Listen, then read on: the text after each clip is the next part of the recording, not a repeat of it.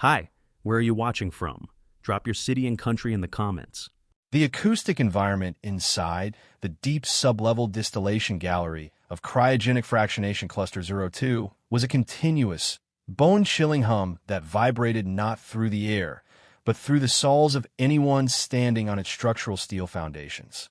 Situated 40 meters beneath the frozen tundra of the northern industrial belt, the facility was a monolithic, vacuum-insulated cathedral dedicated to the isolation of rare atmospheric gases. The air inside the inspection corridors was artificially dried to 0% humidity to prevent instant frost formation, smelling sharply of pure corporate nitrogen, scorched compressor oil, and the cold, electric scent of high-voltage static shielding. Every 90 seconds, the primary multi-stage cryogenic expanders cycled with a deep, metallic clank hiss that sent a visible shudder through the miles of silver, vacuum-jacketed piping looping overhead. Thaddeus Vance stood on the mesh gallery floor plates, his hand protected by a thick, Sub-Zero-rated leather mitt as he rested it against the vibrating outer casing of Turbo Expander number 6. At 89 years old, Thaddeus was a stubborn, unyielding anomaly within the automated logistical network of Cryogrid Logistics.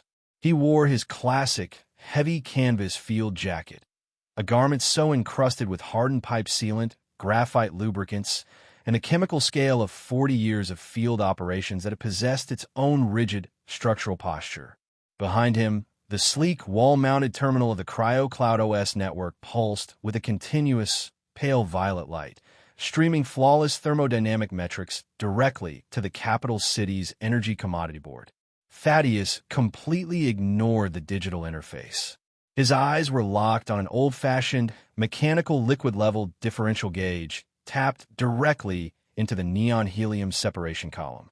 The physical steel needle was trembling within a microscopic 2mm warning sector, a high-frequency mechanical vibration that the cloud's automated smoothing algorithms completely wiped from the remote dashboard, classifying it as routine baseline thermal resonance. To the corporate efficiency analysts tracking the complex from their comfortable offices in the metropolis, Cluster 02 was a masterpiece of autonomous, clean energy execution. To capture the massive midwinter regional semiconductor manufacturing bonuses, Julian Vance, the 26-year-old director of autonomous cryogenic vectors, whose rapid corporate rise rested entirely on cloud-managed thermodynamic scheduling models, had deployed a global firmware update to the high-pressure suction compressors. With a single terminal command executed from his remote office, Julian had accelerated the gas feed velocity by 45%, completely bypassing the mandatory thermal equilibrium soak times designed to prevent liquid slugging in the return lines. On Julian's centralized dashboard, the entire cryogenic sector glowed in a perfect, triumphant indigo, displaying a record-breaking volume of liquefied noble gases. Thaddeus, however, did not need a digital interface to know that the main fractionation loop was reaching its volumetric expansion threshold. He could hear it in the dry, metallic snapping sounds echoing from the interior of the high-pressure distillation manifold, the unmistakable acoustic warning of extreme thermal stress cracking tearing through the internal alloy linings. The accelerated gas feed was forcing raw, uncooled mixture into the -200-degree separation column far too fast, causing sudden, violent flash evaporation that sent heavy kinetic shock waves back through the liquid return lines. The cloud-based pressure transducers, calibrated exclusively for smooth linear flow profiles, remained completely blind to these high-frequency fluid hammers, reporting maximum efficiency, while the primary vacuum insulation jacket of the entire fractionation loop was actively losing its structural integrity under 700 atmospheres of freezing, hypercompressed gas. The heavy, triple-sealed hydraulic blast door connecting the gallery to the elevator shaft opened with a sharp, mechanical hiss of escaping dry air, admitting Julian Vance into the deep vault.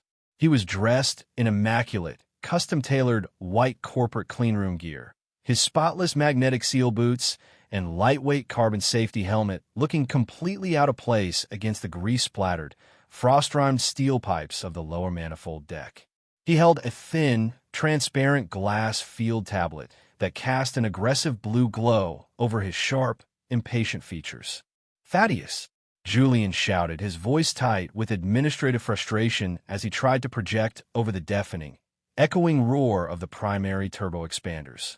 The Central Logistics Network has flagged Cluster 02 as a critical regional distribution block. Your manual mechanical lockout on the primary liquid neon header has completely halted the automated bottling sequence across 4 separate refinery tiers. We have 3 offshore semiconductor foundries entering peak production cycles, and the company is eating thousands of dollars in fine penalties for every 10 minutes of delay. Release the manual lockout and clear the digital distribution manifest right now. Thaddeus didn't remove his glove from the expander housing. He used a small brass wire brush to clean a thick layer of white crystalline frost from the exposed valve stem of the mechanical level gauge, pointing down into the dark, insulated condensation pit below. The liquid header along the primary fractionation line has passed its critical thermodynamic limit. Julian, your high-speed pumping profile is forcing raw, warm gas into the deep subcooling stages far too fast. The internal heat exchangers are warping unevenly, and the internal fluid fraction density is spiking. You don't have a stable cryogenic loop. You have an unmonitored sub-zero bomb. If you force wave 9 into this sector without dropping the compressor speed and opening the low-pressure bypass vent, the kinetic shock wave will snap the manifold bolts and turn this entire facility into a freezing cloud of asphyxiating nitrogen gas. Julian let out a short, highly contemptuous laugh, tapping his glass screen aggressively to display a real-time thermodynamic fluid simulation. Look at the cryo cloud analytics, old man. We are running a live, multi-layer simulation that samples gas velocity, phase expansion, and casing stress every millisecond. The structural safety index is holding completely steady at a stable 1.9 margin. The optimization software automatically modulates the internal governor valves to absorb minor pressure pulses. What you're experiencing down here is just standard mechanical vibration from an old system running at peak economic efficiency. This corporation didn't invest $90 million in autonomous cryogenic robotics to have its highest margin generation run blocked by an old station hand who's afraid of cold gas. Julian stepped closer, his clean white boots crunching on the dry ice pellets that had formed near the vent lines as he lowered his voice into a cold, clinical threat. Let's be completely clear about where you stand, Thaddeus. Your technical field variance is being permanently archived at the end of this shift. If that manifest isn't verified and the header grid unlocked within 3 minutes, I am submitting an immediate emergency report for corporate sabotage and operational defiance to Executive HR. I will personally terminate your senior medical coverage before midnight, cancel your housing allotment in the terminal settlement, and ensure you spend your remaining years sitting in the industrial dust of the outer rail slums. Sign the clearance or get out of my facility forever. The emergency confrontation did not wait for a corporate board meeting or a formal legal summons.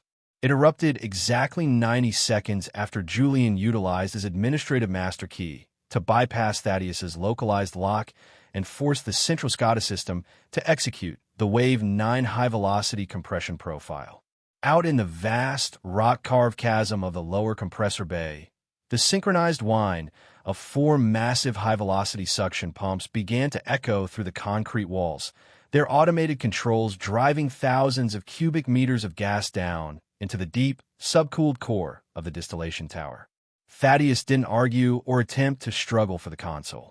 He reached over and flipped a heavy mechanical toggle on his local diagnostic panel, switching the main display wall from the stylized CryoCloud wireframe model to a raw, unedited acoustic emission line feed connected directly to the internal manifold casings of Tier 4. On Julian's transparent tablet, the digital grid icons continued to pulse smoothly, indicating a flawless, optimized flow of liquefied gas through the sector. Watch the internal fluid fraction density across the primary header assembly, Thaddeus said, his voice entirely calm, steady as iron. On the raw analog line graph, the density curve wasn't holding steady. It rose in a vertical, jagged crimson spike. The hypercompressed gas, flash liquefying instantly under the immense force of the automated override, had completely transformed into a solid liquid slug inside the return lines. The fluid had reached its zero compressibility point under the immense thermal stress. Within seconds, the pristine corporate interface on Julian's tablet began to violently glitch.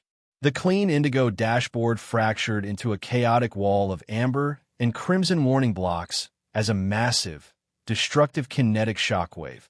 The physical liquid hammer effect of high-density fluid hitting a closed return valve came rushing through the piping.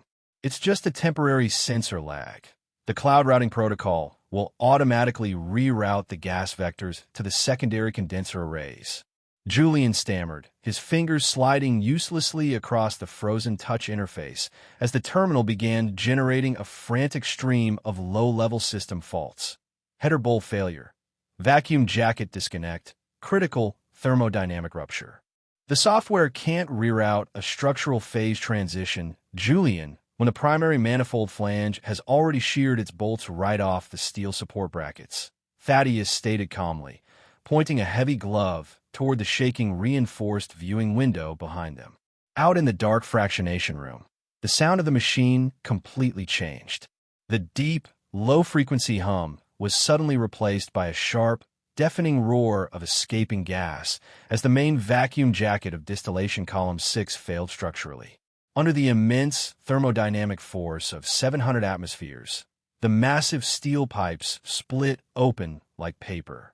The superheated, pressurized gas cloud expanded out of control, its freezing edge striking the line of automated valve enclosures with an impact that turned the heavy composite frames into brittle, shattering glass, tilting the massive machines violently against the gallery floor and instantly shorting out the entire basin's automated electrical grid.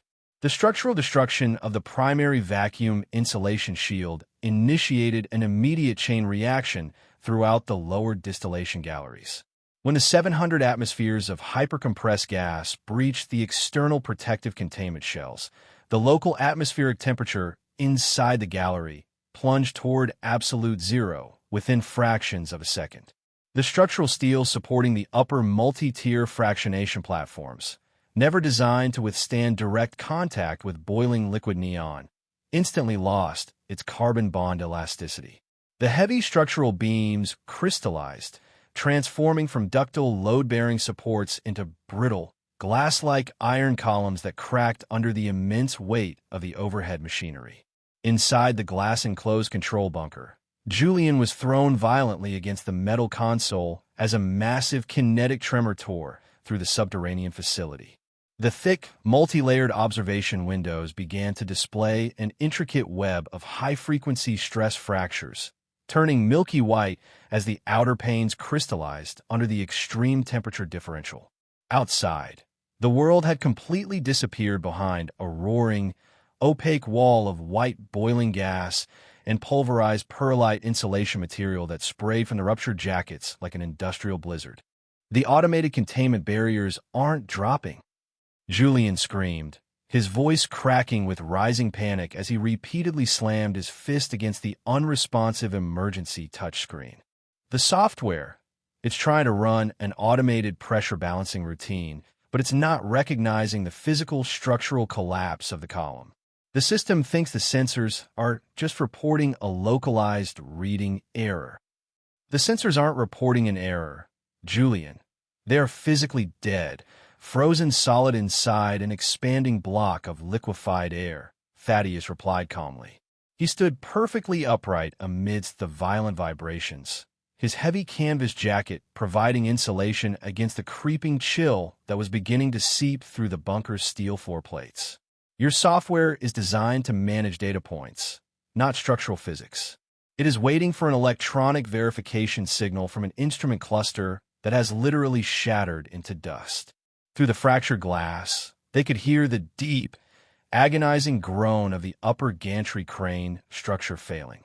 The massive automated robotics array, designed to swap out gas canisters without human intervention, was tilting sideways, its structural guide rails twisting into useless iron ribbons as the freezing gas cloud rolled upward toward the upper distribution tiers. If the expanding gas front reached the high-pressure ambient storage tanks on the surface level, the sudden thermal shock would cause an explosive catastrophic overpressurization, tearing the entire industrial sector apart and releasing a suffocating cloud that would blanketing the surrounding settlement within minutes. Julian stood paralyzed in the freezing, fog-shrouded mist of the leaking bunker, his transparent tablet shattered and covered in white frost grit, its screen completely dead. The cryo-cloud platform was totally unresponsive, blinded by the physical destruction of the primary pressure sensors, leaving the energy logistics network completely unable to safely halt the remaining automated compressors that were still driving thousands of cubic meters of volatile gas toward the collapsing core of the facility. The system is completely dark. I can't reach the upper safety gates, Julian whispered, his face pale with terror under the sweat and frost dust, his hands shaking violently as the emergency sirens began to wail through the concrete vault. The master server won't accept the emergency shutdown sequence from an unverified terminal. The server isn't listening because the physical data trunks were severed when the main column exploded through the concrete cable galleries, Julian, Thaddeus said calmly. He stepped through the drifting white mist, reached beneath his grease-stained oak desk, and pulled out a heavy yellow protective container that was bolted directly to the deep structural steel of the floor. Inside sat an ancient, military-grade manual isolation switch box, a solid block of cast iron featuring a massive, uninsulated mechanical copper knife switch, and absolutely no digital logic or cloud connections. This is the Federal Gas Infrastructure and High-Pressure Cryogenic Hazard Mitigation Act of 1986, Statutory Emergency Treaty No. 944. Thaddeus announced, his voice booming over the sound of the wailing sirens as he placed a thick, heavy green archival brief on top of the iron box. The cover was worn down to the raw cloth, featuring a massive, crimson lead and wax seal impressed upon the lower margin. When your corporate optimization group redesigned the energy interface code 4 years ago, they categorized all pre-digital manual emergency isolation protocols as obsolete legacy architecture to save on server compliance indexing costs, Thaddeus continued, looking down at Julian. They assumed that an automated power complex with a 99% uptime rating didn't need a physical, non-digital emergency cutoff. Thaddeus grasped the massive wooden handle of the copper knife switch. But this treaty contains an unappealable, non-expiring federal safety mandate. Section 9, paragraph 44 states explicitly that in the event of an unmonitored cryogenic expansion that threatens the structural integrity of a primary regional energy basin, the senior field inspector holds absolute, unappealable authority to execute a total mechanical isolation. I am pulling the knife switch, Julian. I am throwing the high-voltage physical shunts. The upper injection pumps are dropping to absolute physical stop positions. The deep well lines are locked out. And under federal law, because this catastrophic failure was caused by the deliberate bypassing of physical thermodynamic restrictions, all operating and extraction licenses for cryogrid logistics within this entire basin are immediately frozen pending a full forensic excavation by government engineers. He slammed the massive wooden handle down into the grounding blocks. A bright, blinding flash of green electrical arc lit up the concrete gallery as the main power feed to the entire facility's automated grid was physically shorted out and disconnected. The roaring mechanical scream of the escaping gas died down into a low, deep hiss, leaving only the sound of frozen condensation dripping slowly from the shattered ceiling into the darkness below. 6 months later, the hypermodern, high-velocity administrative offices of Cryogrid Logistics had been completely dismantled, their slick glass desks and glowing holographic displays sold off at asset liquidation auctions. The corporation, entirely unable to honor its regional semiconductor gas contracts due to the indefinite, legally mandated freezing of its cryogenic infrastructure, had collapsed into a swift, devastating bankruptcy. The comprehensive federal safety investigation triggered by Thaddeus's physical treaty had exposed a widespread corporate policy of intentionally deleting thermal stress and liquid slugging warnings from the cloud logs to meet quarterly margins, resulting in severe criminal indictments for the executive board and the permanent revocation of the company's regional operating certificates. Cryogenic Cluster 02 was no longer a high-speed logistical hub. It was a quiet, strictly monitored hazardous engineering recovery zone wrapped in yellow federal warning tape. The massive turbine lines on the upper decks were silent on their pads, and the deep fractionation columns were being slowly, meticulously bored out with heavy diamond drills under the watchful eye of federal engineers to physically clear the shattered steel valves. Thaddeus Vance stood on the concrete observation platform overlooking the main distillation deck. The air was cool, clean, and entirely free of the toxic, suffocating smell of burning electrical insulation and superheated gas. He wore his same canvas field jacket, though it now bore a heavy, polished brass insignia, identifying him as the Chief Technical Trustee of the Regional Energy Infrastructure Safety Bureau. The position was non-corporate, backed directly by federal statute, carried absolute operational veto power over any private terminal, and came with a permanent lifetime tenure that no executive board could ever threaten. A figure walked slowly down the concrete ramp from the access tunnel, his posture hesitant, defensive, and deeply humbled. It was Julian Vance. His pristine corporate uniform and high-tech utility were gone, replaced by a faded, generic blue industrial denim jumpsuit. His hands were chapped and stained with dark graphite grease, and he carried a heavy, manual ultrasonic thickness gauge on his shoulder. Following the criminal liquidation of his division, his technical credentials had been permanently flagged and blacklisted across the engineering registry, leaving him with immense personal liabilities and a professional history that no modern firm would ever risk touching. "Mr. Vance," Julian said, his voice quiet, raspy, and completely stripped of its former artificial corporate eloquence. He kept his eyes lowered, looking at the gray concrete near Thaddeus's heavy leather boots. "The Bureau's regional office. They told me that all manual labor assignments for the manifold clearance crews must be personally vetted and signed off by your desk. I've applied for the entry-level position of third-class mechanical valve scraper for the lower basin lines. I need the authorization to retain my family's basic housing permit in the sector settlement." Thaddeus looked at the young man for a long, quiet moment, the silence between them punctuated only by the distant, rhythmic clink-clink of a manual chisel clearing out a silica block down on the distillation casings. The lower basin lines require manual structural testing and scale checking every Friday morning at 4 o'clock sharp. "Julian," Thaddeus stated evenly, his voice steady as iron. "No automate de SYNCS, no cloud remindiers, no digital das guardas. If your hand slips or you fail to check the pipe thickness with a manual scale, a trapped pocket of liquid nitrogen could blow out and freeze your arm to brittle glass in a second. You report to the tool room on Monday morning at dawn. You'll be issued a manual canvas logbook, a mechanical thickness gauge, and an iron scraping bar. If you can learn to respect the pressure of the gas and the reality of the cold without needing a screen to tell you it's safe, you might actually turn into a real energy engineer someday." Julian nodded quickly, a look of profound, desperate relief washing over his face. "Thank you, sir. I'll be there. 4 o'clock sharp."